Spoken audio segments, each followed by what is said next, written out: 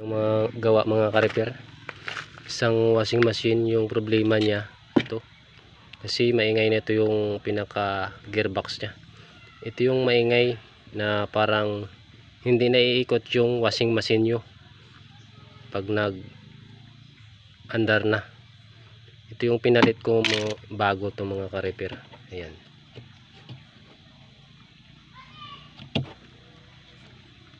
Baka mayroon kayo na encounter na ganyan, papagawa yun na lang sa malapit na manggagawa sa inyong lugar. Ito yung dahilan kung bakit ayaw na umikot to. Pinapasok na ng tubig to yung pinaka rubber sa taas. Pag pinasok na ng tubig dito sa loob, ayun, nasisira na yung pinaka gearbox ya sa loob. Kaya sa katagalan na rin sisira yan, or overload palagi yung karga nyo sa inyong washing machine. Dapat damihan nyo talaga ng tubig para hindi masira yung pinaka gearbox ya. Tapos wag nyo na rin babara ng tubig na isang gabi, ibabadyo. Dapat pag naglagay kayo, i-washing nyo na lang. Wag nyo lang babara na isang gabi babara nyo, kasi papapasukin to ng tubig yung pinaka gasket nya. Yun ang dahilan ng pagkasira ng isang washing machine. Pag umingay na siya, yun na, nagsisimula na yun. Ibig sabihin nasisira na yung pinaka gearbox siya sa loob.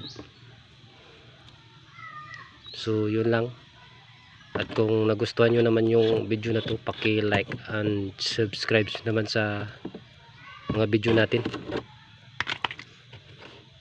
Itong bago yan pinalit natin.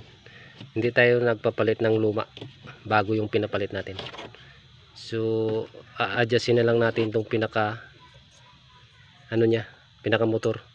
Kasi pag nagpalit kayo, mayroon na ipapalit kayo, hindi magkatugma yung pinaka pump belt niya dito at saka dito. Kaya a-adjustin ko na lang to, o kayo na lang rin mag-adjust kung marunong na rin kayo.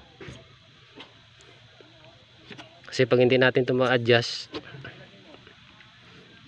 yung pump belt nya kakainin niya, kasi hindi pantay yung ikot ng motor. So yun lang, maraming salamat sa panonood nyo. So ito na mga ka-repair, na ikabit na natin lahat. I-testing na lang natin, baka may tagas na tubig dito sa ilalim. Kailangan talaga natin i-testing bago natin ipadala sa ating customer.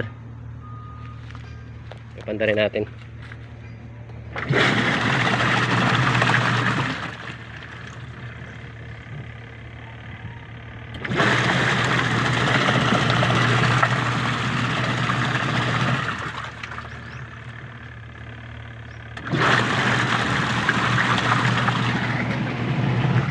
Parang wala naman tagas. Okay na. Yan na yung gawa natin.